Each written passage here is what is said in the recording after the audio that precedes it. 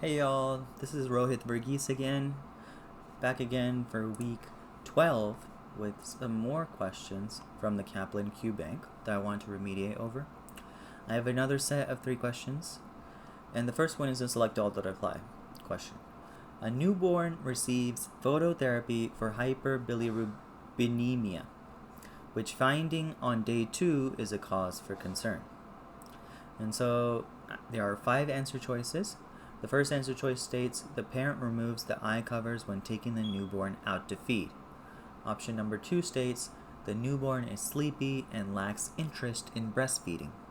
Option number 3 is the newborn has had 1 stool since starting phototherapy yesterday. Option number 4, the newborn awakens and cries prior to the scheduled feeding time. And option number 5, the newborn's temperature is 100 degrees Fahrenheit or 37.8 degrees Celsius. Now, there were 3 answer choices that were correct. Option number 2, 3, and 5. I only picked option number 2 out of the correct choices, and I also picked option number 1, which was incorrect. Option number 1 states the parent removes the eye covers when taking the newborn out to feed. This is something that is an appropriate action. When exposed to the light, removal of eye covers allows for assessment of the eyes and promotes bonding during feeding. So this is something that is not concerning. But what is concerning is option number 2, 3, and 5. Now, option number 2 states the newborn is sleepy and lacks interest in breastfeeding.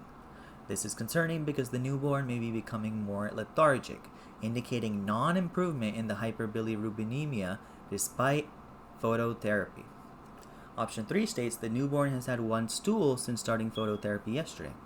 This is also a cause for concern because unconjugated bilirubin that is successfully excreted in the stools results in frequent loose green stools.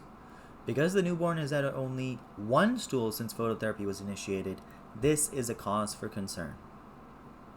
And the last option choice that was a concern is option number 5. The newborn's temperature is 100 degrees Fahrenheit or 37.8 degrees Celsius. This is cause for concern because phototherapy can cause changes in the client's temperature. The lights can increase insensible water loss and lead to dehydration. In addition, a change in temperature can contribute to the hypermetabolic state. So that is also a cause for concern. So the correct answer choices were 2, 3, and 5, not just 2. Excuse me. Moving on to the second question. This is a normal type of question, not a SATA question. A facilities administration decides the psychiatric unit will move to a former med-surg unit in 2 months. The psychiatric nurse manager goes to the new unit to assess its structure.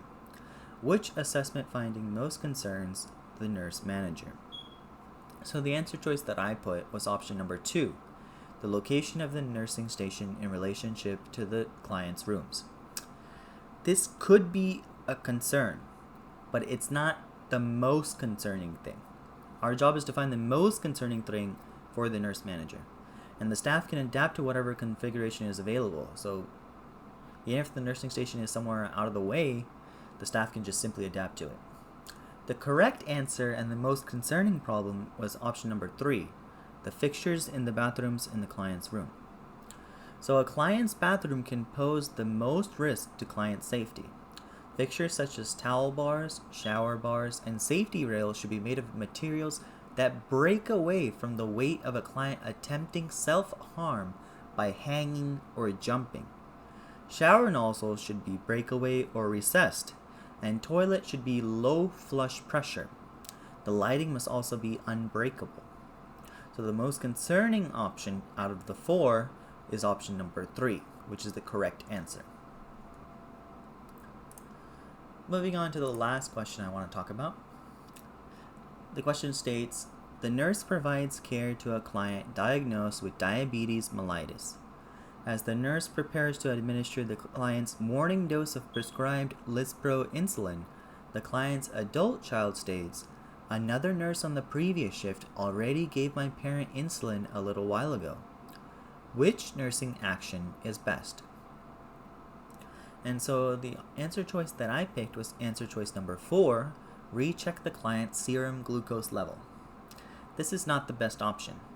In the event that the client's previous nurse already administered the prescribed insulin, the medication may not yet have taken effect.